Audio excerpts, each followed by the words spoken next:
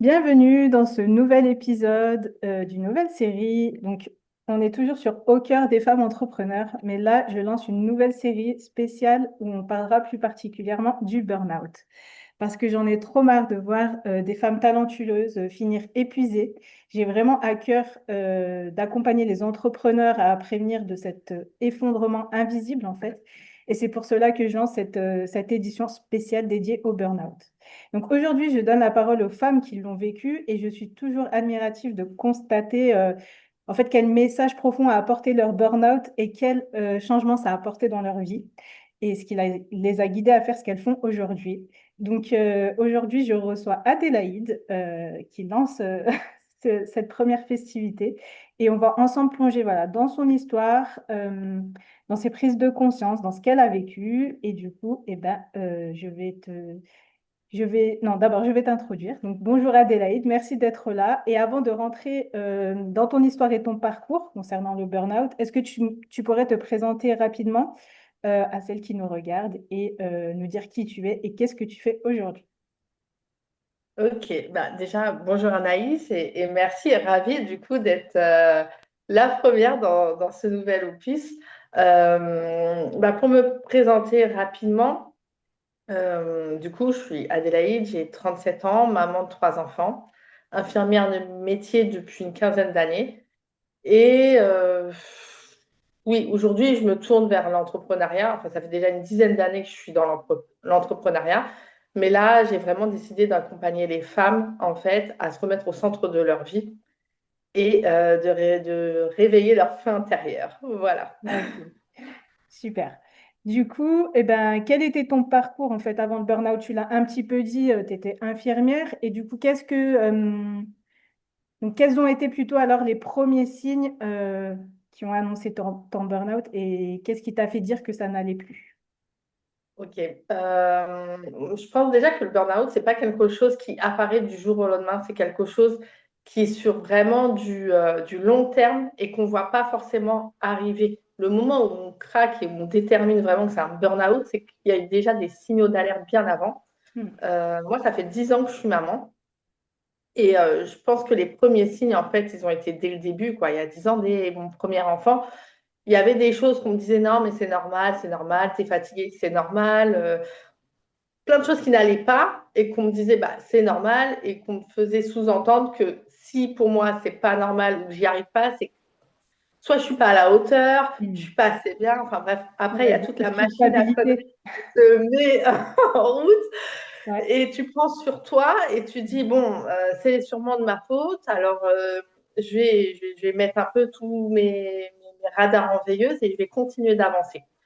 Et tu continues d'avancer, deuxième enfant, troisième enfant, tu es constamment en train de t'adapter aux attentes des autres, de la société, de l'image qu'on attend en fait de la femme qui réussit tout et qui est numéro un partout. Et comme ça, tu continues, tu continues. Et là où vraiment moi j'ai craqué, c'est justement à mon troisième enfant, j'ai une petite fille. Là, j'ai décidé de prendre un congé parental parce que j'en avais du coup deux en tout de 3 ans. Mhm. Et c'est ce qui me paraissait le plus juste pour moi à ce moment-là. C'était vraiment, de toute façon, c'était mon rêve, c'était d'accompagner mes enfants à grandir. Et c'est à ce moment-là, paradoxalement, où je suis vraiment tombée en burn-out, c'est que je me suis hyper investie dans la relation avec mes enfants. Hmm.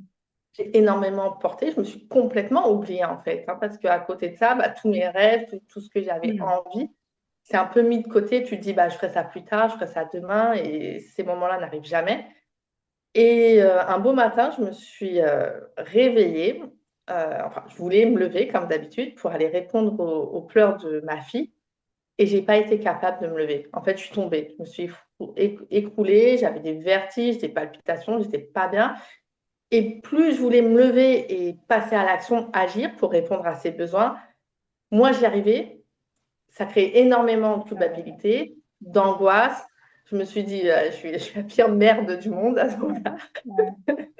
Et, et là, ouais, j'ai appelé mon mari, en fait, qui lui était déjà au travail. Je lui ai dit, non, mais en fait, là, ça ne va pas, j'arrive pas à me lever, je peux pas répondre à mon enfant, enfin, j'y arrive pas, ça ne va pas, j'ai besoin d'aide. Et c'est là où tu vois tous les concepts ancrés chez chacun, où lui il m'a répondu en fait, bah, qu'est-ce qui va pas, de quoi tu te plains, t'as tout pour être heureuse, On était presque sûrs que à c'était la la maison, réponse tu qu'elle allait t'occupes de tes enfants, t'as pas besoin de travailler, quoi, parce que c'est un coût aussi, un congé ouais, parental. Donc, on se connaît énormément On a énormément de points communs en fait. On se connaît pas trop, mais finalement, tu vois, c'est intéressant. Et tu vois, j'étais quasiment sûre que tu allais avoir cette réponse. Et du coup, à ce moment-là, mais ce que tu as dû ressentir, parce que tu te dis, bah ouais, c'est vrai, j'ai tout, mais j'y arrive pas là. Ben, là, ton corps, de toute façon, il t'avait lâché. ouais, Je veux dire, tu ouais, avais ouais. tenu, mais là, ton corps, il pouvait plus. Donc, du coup, ouais, comment ça s'est passé pour toi? Qu'est-ce que tu as ressenti? Eh ben, hyper culpabilisant, Ouais. dévalorisant aussi, parce que voilà, je verbalise tout ça, cette incapacité, cette Oui, déjà, angoisse. c'est un effort, voilà, de dire qu'on Voilà, n'y arrive pas. j'appelle à l'aide en fait, quoi. C'est ça. Et il me dit, écoute, et je juge pas, hein, j'adore mon mari. Oui, Je pense que lui, il était dans son rôle, enfin dans sa vision, c'est et ça. Et puis, comme tu l'as dit tout à l'heure, on est dans des croyances. Et en fait, voilà, toi, tu es à la maison, voilà, tu travailles pas, tu t'occupes des enfants. Enfin, c'est la belle vie. Combien de mamans voudraient être à ta place? Donc, de quoi tu te plains? oui, Voilà, puis combien après, de voilà, femmes voudraient être à il y a ta l'oubli, place? il y a le sacrifice, il y a, comme tu dis, il y a plein d'autres choses qui se voient pas finalement, mais qui, bah, le corps, il encaisse. Et, ok, donc vas-y. Donc tout ça, et donc, je lui ai dit, il me dit, écoute, ok, t'es fatigué, je le comprends, je vais prendre mon après-midi demain, comme ça, tu vas pouvoir souffler, je te passerai ma carte bleue, tu iras faire du shopping. Et là, c'est encore pire en fait. Je me dis, mais c'est vraiment la claque de ma vie. Je me dis, mais en fait, c'est ça. Je suis une meuf vénale, c'est Oui, ça bah, l'image de moi, une carte bleue, du shopping, et hop, on oublie tout. Et là, enfin, vraiment, ça s'écoule à l'intérieur, ça s'effondre. Et je me dis, mais non, en fait, c'est pas ça la vie. Enfin, c'est pas ce que je veux, c'est pas ce que je suis. Et je dis, écoute, je te remercie. Je te remercie vraiment. Ok, tu vas prendre ce temps, je te remercie, mais j'irai pas faire du shopping. Je vais me trouver un psy, et parce que j'ai vraiment besoin de parler, j'ai besoin d'aide, j'ai besoin de savoir est-ce que je suis folle ou pas. ouais. Et il comprend pas trop ça. Il me dit, bon, si, ouais, c'est un peu pour les fous, quoi. On est encore Ouais. à cette époque-là dans cette mentalité. Ça a bien changé depuis, mais bref, il me dit, OK. Et là, bizarrement, donc c'est ce que je fais. Je vais sur Doctolib, je prends le premier rendez-vous psy disponible le lendemain, l'après-midi. Et d'un coup, je me sens mieux. Hmm.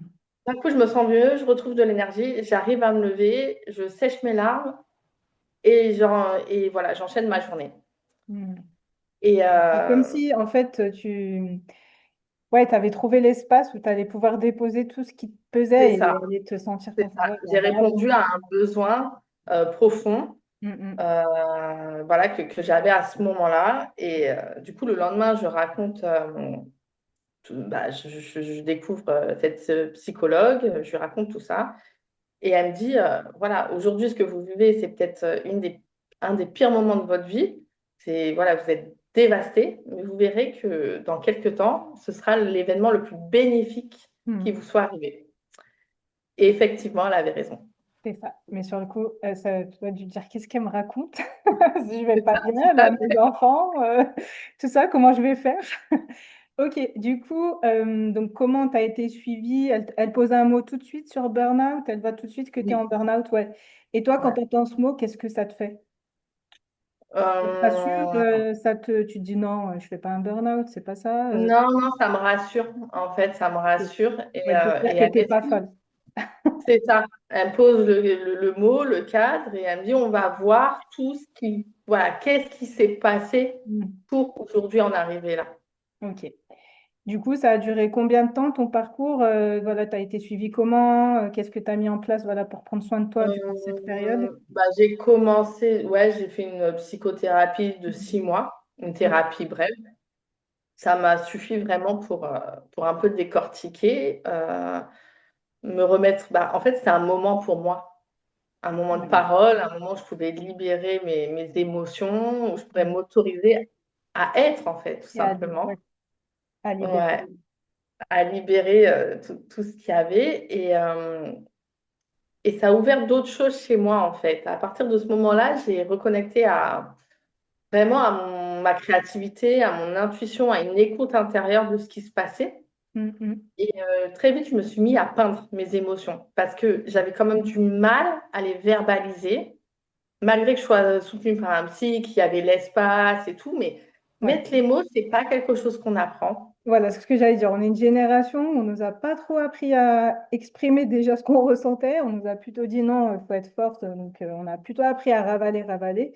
Et malheureusement, quand la carapace est pleine, ben, on craque. Et c'est un peu ça, le burn-out, c'est pas un truc de faible, c'est juste que l'âme qui crie quand elle en peut plus, quoi. Donc, le corps lâche et on a trop encaissé. Donc, c'est totalement ça. Donc, super si tu as trouvé cette échappatoire, cette façon de libérer que tu utilises toujours aujourd'hui ou tu as d'autres. Non, parce qu'aujourd'hui, j'arrive du coup à poser des Ah, mots et c'est de là que je crée tout ce que je fais aujourd'hui avec les réseaux, etc., où maintenant je peux poser vraiment des mots sur ce que je ressens et comprendre que les autres femmes aussi peuvent ressentir. mhm. Mais ça a été un long processus. Voilà, c'est d'abord passé par la peinture et petit à petit, ça a pris forme avec des mots, des textes Ouais. Bon, bah, et, super. et après des accompagnements. Donc toi, c'est vraiment ouais, une mauvaise gestion de tes émotions, pas une écoute de tes besoins, voilà, qui t'a conduit à tout ça finalement. Ouais. Mhm. Ouais, ouais, au début, je dirais, c'est un non-respect de moi, de mes Ouais. propres limites, de mes besoins, oui, hein, Oui. Mais pourquoi? Parce la qu'on est, non-écoute de mon âme, j'ai envie de dire. parce qu'on a été conditionné à il faut faire comme ça, voilà, pour être une femme qui réussit, tu l'as très bien dit en début. Voilà, on a une pression, on ne se rend pas compte, et puis on n'est jamais contente, on n'est jamais satisfaite, on veut toujours plus, faire à manger maison, enfin voilà, on a des pressions, des charges de partout, c'est vraiment incroyable. Ok, du coup, aujourd'hui, tu en es totalement sortie. Oui, ça va beaucoup mieux. Donc, ça fait combien de temps maintenant que c'est derrière toi? Ça fait, ouais, ça va faire 4 ans. 4 ans. Bon, bah, bravo, déjà pour tout ça. Merci. Et du coup, bah, avec le recul, quel était le message derrière ton burn-out? Tu l'as un petit peu dit peut-être, mais qu'est-ce qu'il est venu te dire? De me remettre au centre de ma vie. Dans tous les cas, quoi qu'il arrive, de toujours revenir à une écoute intérieure. Et Mhm. ça passe par, voilà, qu'est-ce qu'il y a dans ma tête, qu'est-ce qu'il y a dans mon esprit, qu'est-ce qu'il y a dans mon corps. Ouais. Vraiment une écoute profonde et silencieuse Mhm. de soi, Oui, voilà. avant tout. Ressentir, écouter les messages que notre corps nous envoie et apprendre à les écouter, à les comprendre surtout, parce que des fois, oui, on sait qu'on a mal ici, mais pourquoi? On ne sait pas, on ne cherche pas. Donc voilà, c'est quelque chose sur lesquels aussi j'essaye de guider les femmes et notamment les entrepreneurs, parce que pareil, aujourd'hui, tu as développé une activité entrepreneuriale. Malheureusement, aujourd'hui, triste constat, c'est quand on est entrepreneur, on a aussi une belle charge de choses à faire, en plus de tout ce qu'on a à faire dans notre vie de femme et de maman. Et souvent, malheureusement, je vois beaucoup d'entrepreneurs finir épuisés ou en burn-out parce elles n'ont pas su bah, gérer un peu toute cette gestion ou se mettre au centre aussi euh, pour créer leur entreprise au service de leur corps et pas l'inverse. Voilà, parce qu'on est toujours, oui, oui, ça ira mieux après. Là, j'ai une charge de travail, mais ça va passer. Et puis, j'ai besoin d'argent. Donc, voilà, on est vraiment dans ce tourbillon, malheureusement. Et du coup, toi, qu'est-ce que tu fais aujourd'hui en tant que femme entrepreneur? Peut-être nous dire ce que tu fais exactement. Il me semble que tu l'as dit un peu au départ. Et puis, qu'est-ce que tu as mis en place pour te soutenir, prendre soin de ton énergie, pour éviter aussi que tu retombes dans cet épuisement Voilà. Alors, ce que je fais aujourd'hui, je suis toujours infirmière parce que j'ai repris après une activité. Je suis toujours infirmière en crèche. J'accompagne du coup vraiment au plus près les mamans, les jeunes mamans, du coup, parce que c'est Mhm. avec les tout petits bébés. Mais à côté, j'ai développé une activité aussi entrepreneuriale d'accompagnement où elles se remettent au centre avec des petits exercices de gratitude. Il y a la roue de la vie, il y a plein de petits Mhm. types, de petits.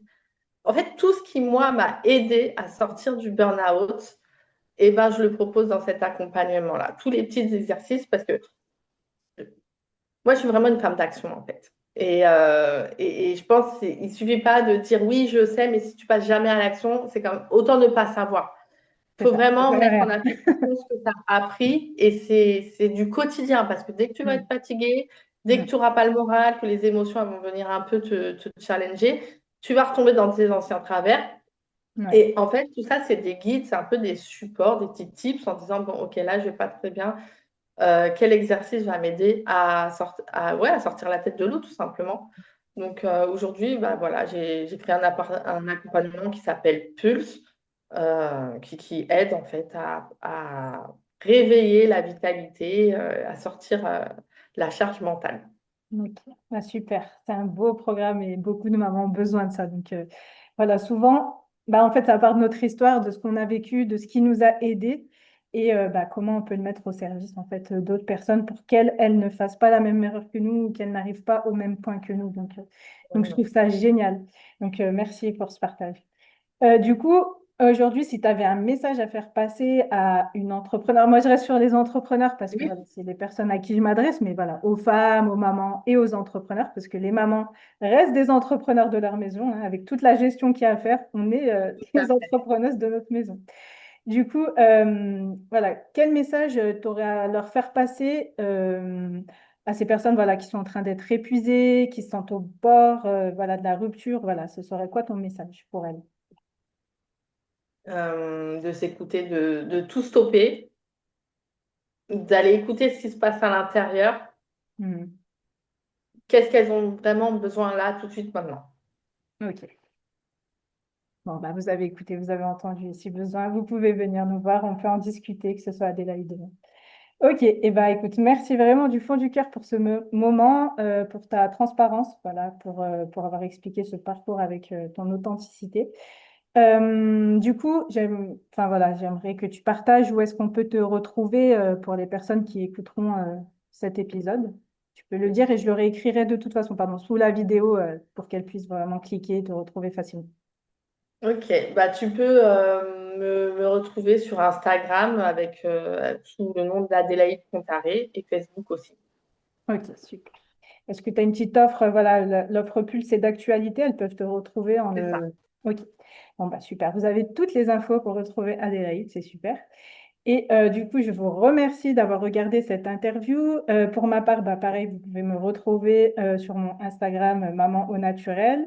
Et il y a bientôt quelque chose qui sort justement pour vous libérer de cette charge émotionnelle. Voilà, ça se rappellera Bloom Active Action pour vraiment se libérer de toutes nos croyances, de toutes nos peurs, de tous nos blocages et surtout de cette charge émotionnelle qui nous bloque aujourd'hui et qui nous épuise parce que ça crée des conflits internes.